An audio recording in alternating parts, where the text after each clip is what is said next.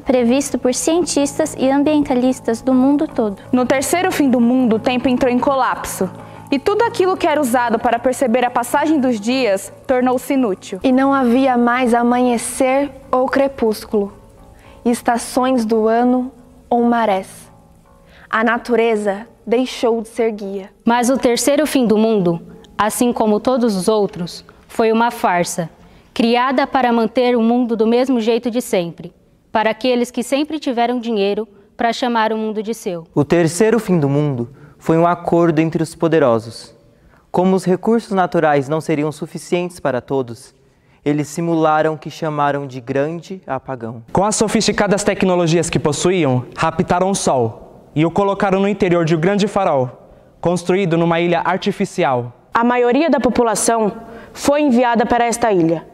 E presos ali, convencidos de que o mundo de fato havia acabado, afinal para eles havia, trabalharam durante gerações, adorando o grande farol como uma religião, na esperança de que um dia sua luz iria de novo achar o mundo antigo e o sol desaparecido. Sem saber que a luz do farol era o próprio sol que iluminava o mundo, sempre igual dos ricos, enquanto eles mesmos viviam na escuridão. Quase 200 anos se passaram para que a grande farsa fosse enfim revelada por um movimento revolucionário chamado os Adoradores da Dúvida. Formado pelos coletadores, os trabalhadores do mais baixo escalão da ilha de Euá, eles invadiram o farol, libertaram o sol e o dia nasceu de novo para todos.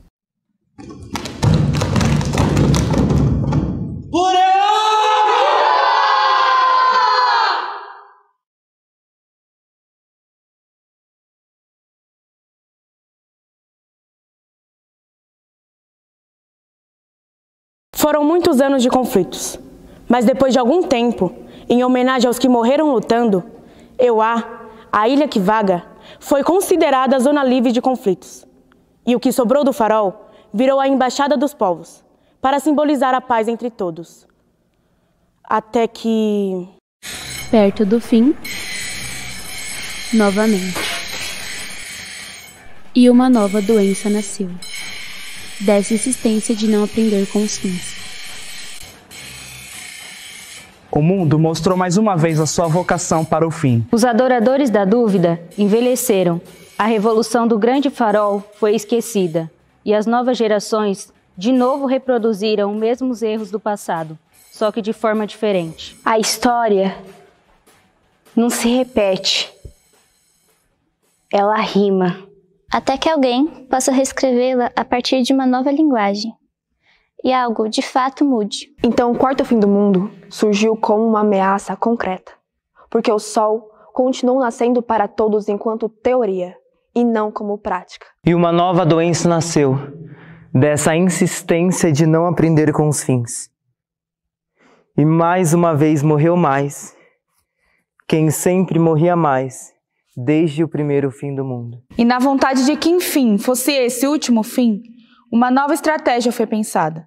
As vozes da parte baixa do continente foram convocadas e ouvidas pela primeira vez. E durante uma semana, reunidas, elas decidirão o futuro do mundo e apontarão suas estratégias para acabar com o conflito. Este encontro foi chamado de a Convenção do Sul. E essas são as vozes que nele ecoaram. Parte 2. As vozes.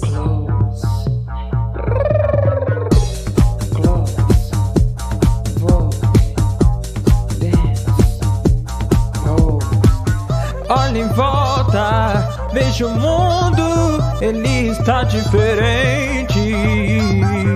Sinta a brisa e os ventos, tem algo na sua mente. Os olhos veem, coração sente que falta pouco pra gente explodir tudo isso, mas que renasça, que crie vida. Nós somos sobreviventes. Abra a janela de manhã e veja o que a vida trouxe pra mim. A utopia de amanhã é a nostalgia que nunca vai ter fim. O fim do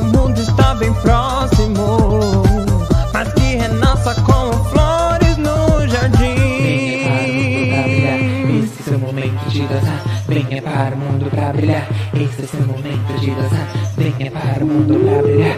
Esse é seu momento de dançar. Venha para o mundo pra brilhar. Esse é seu momento de dançar. Abra a janela de manhã e veja o que a vida trouxe pra mim. A utopia de amanhã é a nostalgia que nunca vai ter fim. Abra a janela de manhã e veja o que a vida trouxe pra mim. A utopia de amanhã é a nostalgia que nunca vai ter fim. O fim do mundo está bem próximo, mas que renasça com flores no jardim.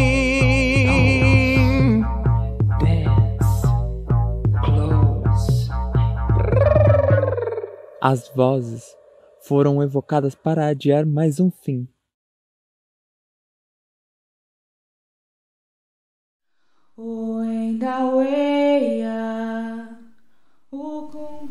Flueué é a embaixadora dos povos.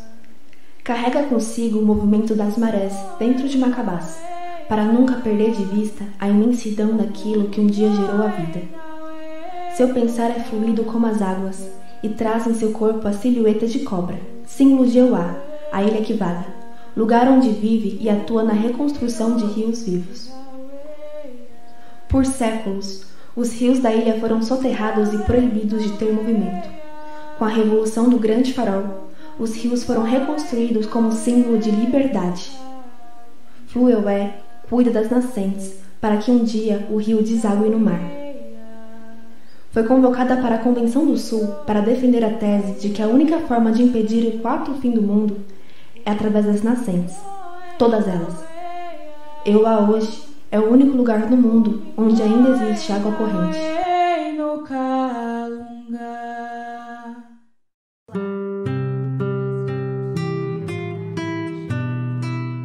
Islatre, conhecida por sua curiosidade e paixão pelas estrelas, é a maior escritora de púrpuros. Primeiro país formado da junção dos continentes africano e latino-americano, quando o Oceano Atlântico secou, em 2412. Seus livros são lidos no mundo todo e são uma mistura de palavras, imagens e sons que se abrem diante dos leitores. Ela traz no corpo o símbolo da sua nação, uma flor de cor púrpura, que cresceu da única árvore que sobreviveu no país após todos os ataques que sofreu. Todos os cidadãos de púrpura compartilham da crença de que se você desconhece suas raízes, você desconhece sua força. Em terras púrpuras, foi criado um sistema tecnológico que consegue guardar os registros de todas as histórias e modos de vidas existentes no mundo. Islatre foi chamada para a convenção por conta de suas palavras que curam. Uma de suas famosas frases é: "Você não é o todo, mas deve olhar o todo, e tudo merece e deve ser amado."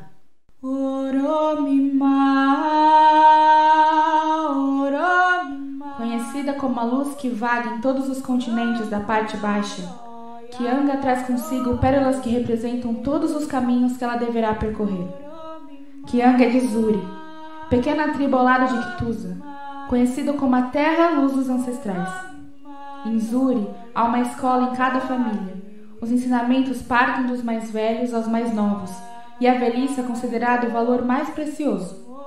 São os anciões que ensinam o dom de iluminar e abençoar nos tempos difíceis. Kianga foi chamada para a convenção, pois traz consigo a luz de seus ancestrais, e lembrará a cada um sobre a fé de todos os que estiveram aqui antes, ainda que não tivessem sido ouvidos.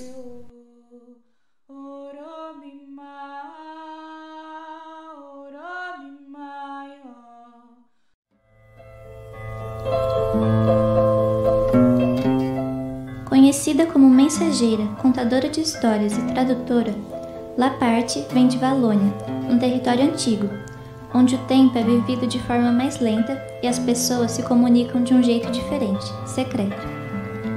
Valônia é um território difícil de localizar nos mapas. Coberto por névoa, é apenas visto em alguns meses do ano. Laparte é conhecida como a mulher feita de pedaços. Em Valônia foi desenvolvida uma tecnologia de compartilhamento de memórias e tradições, a partir dos objetos de cada pessoa. Pessoa que anda pelo mundo coletando lembranças, desejos e ideias das pessoas pelas quais ela passa. Carrega os pedaços de mundos em uma mala de mão que a acompanha onde quer que vá. Foi chamada para a Convenção do Sul por sua capacidade de ouvir e partilhar mensagens entre o mundo inteiro. Carrega todas as vozes em sua mala, porque acredita que todas elas precisam ser ouvidas.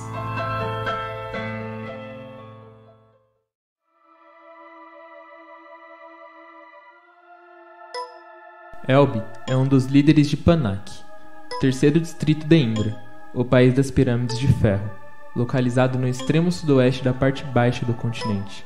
Elbe tem cabelos longos, carrega em seu nariz um artefato formado por 2 asas, que representa a vontade de liberdade do seu povo. Ele é conhecido em seu distrito como o Grande Curador. Em Panak, a tecnologia aliada à medicina formou os melhores curadores que se tem notícia no mundo de hoje. E no país, toda a energia usada nas tecnologias mais avançadas advém do Sol. Elbe foi chamado para a Convenção do Sul pelo fato de usar a mente como principal fonte para a cura de feridas.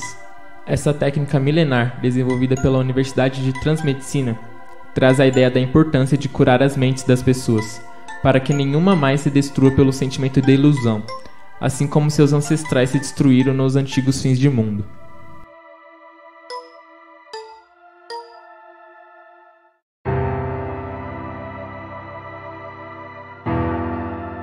Umbra é cidadã de Pangeia, país fronteira entre as partes baixa e alta do continente.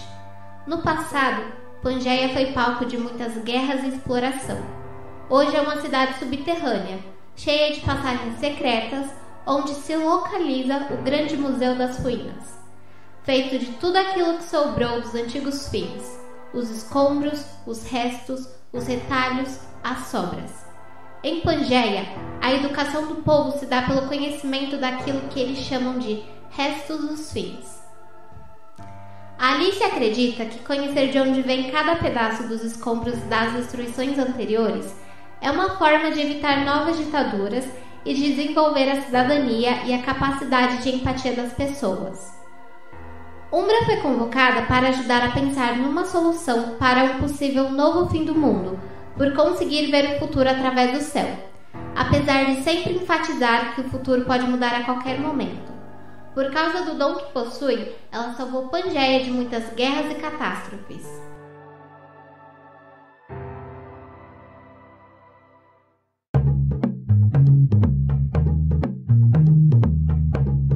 Leuar nasceu na terra distante de Otávia, a cidade mulher, aonde o medo não existe. Foi convocada para ser a última sobrevivente de sua espécie, herdeira dos 7 reinos do sul. Conhecida pela sua bravura, pela nobreza e pelo enorme cabelo em forma de juba, Leuar é a guardiã da floresta que mantém a segurança e a proteção de todo o território feminino.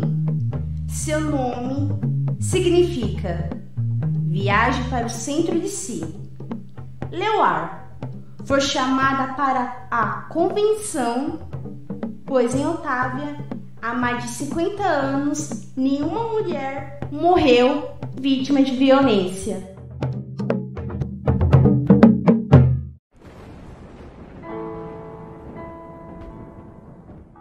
Alodime, o coletor de lágrimas, é um bardo punk da floresta de Trochova, no extremo leste da parte baixa do continente.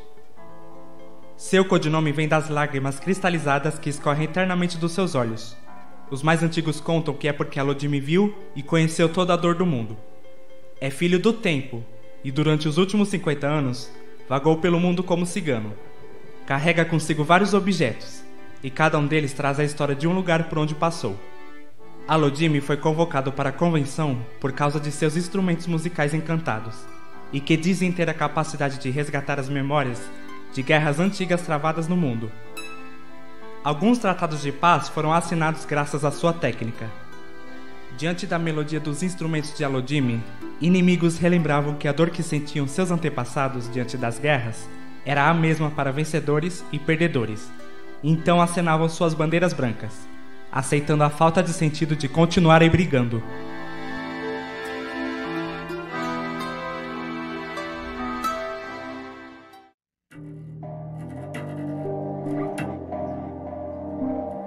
Kambami, o filho que fala pelo pai. É o líder de Katusa, uma das ilhas que compõe o arquipélago das tribos inacessíveis, no lugar que os antepassados chamavam de Antiga Angola.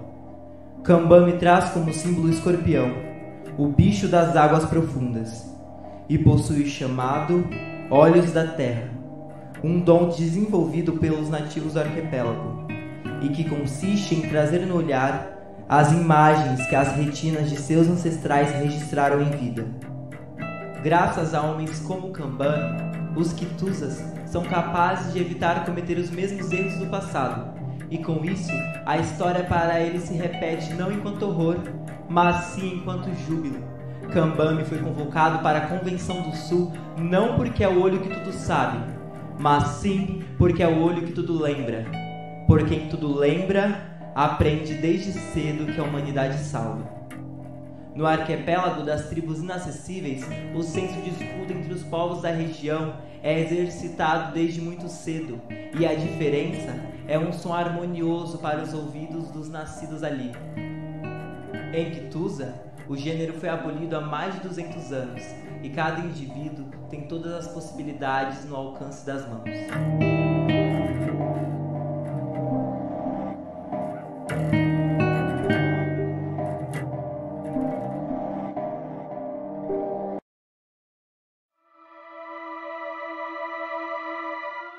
Conhecida como uma coruja que vaga nas noites, Leose é a representante de Leônia, o país que viveu todos os fins, e onde a sabedoria é tida como a maior das virtudes. Por ter vivido todos os fins, o país é feito de esconderijos, silêncio e noites geladas. Vem de tempos furiosos, e foi chamada por defender a pesquisa e o conhecimento da história como antídotos para evitar qualquer guerra. Leose fundou a Universidade Ancestral, onde se encontra a maior biblioteca sonora do mundo. Nela, é possível ouvir o registro de todas as vozes, vivas e mortas, que lutaram por um país melhor. Leose trabalha para que a sabedoria das vozes faladas não morra, e acredita que elas sejam necessárias para os novos começos.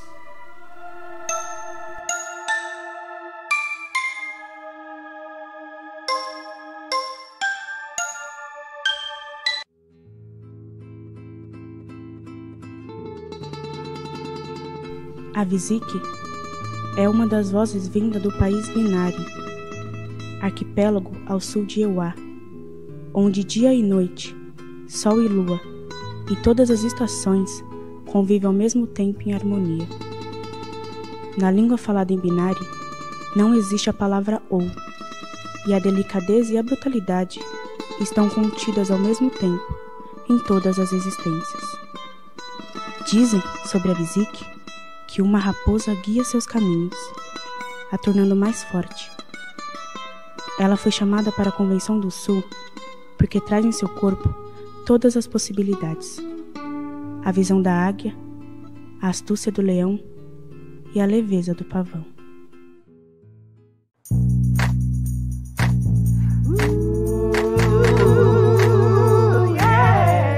Encandarte é a mulher que pariu a si mesma, uma das rainhas de Kakui, um dos 7 reinos de Kor, a região localizada no extremo sul da parte baixa do continente, e que tem esse nome por causa das suas regiões cheias de penhascos, onde dizem ser possível escutar as vozes e rugidos de suas mortas, as mulheres guerreiras que fundaram a região, chamadas de travessis, e que eram consideradas desertoras do gênero.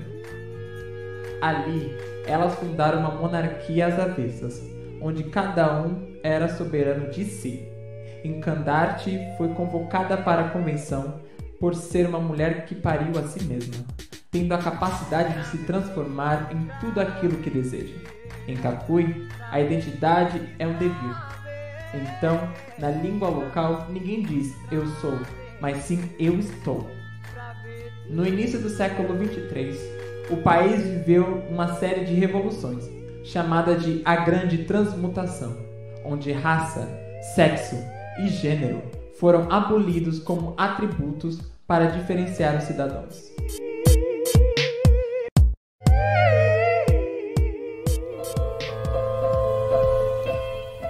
Teríomes é uma das mulheres nascidas em Mieto, o menor país da parte baixa do continente, que foi fundado 3 séculos atrás pelos habitantes considerados não produtivos e que foram deserdados de Euá no terceiro fim do mundo.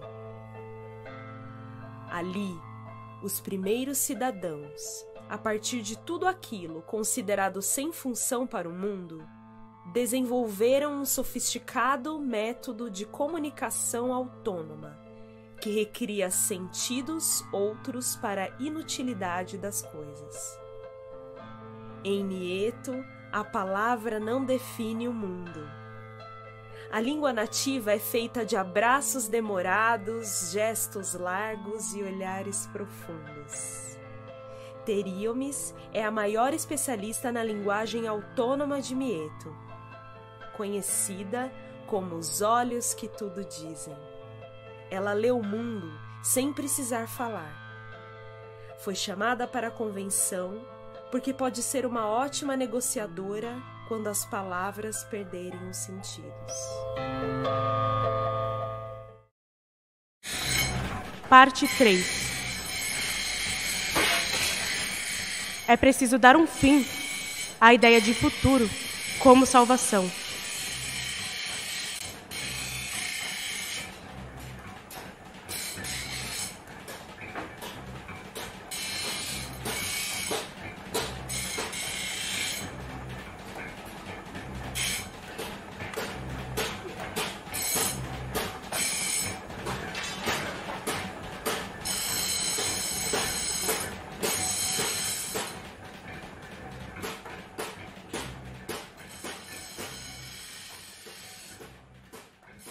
Eles dizem representação. Nós dizemos experimentação. Eles dizem identidade.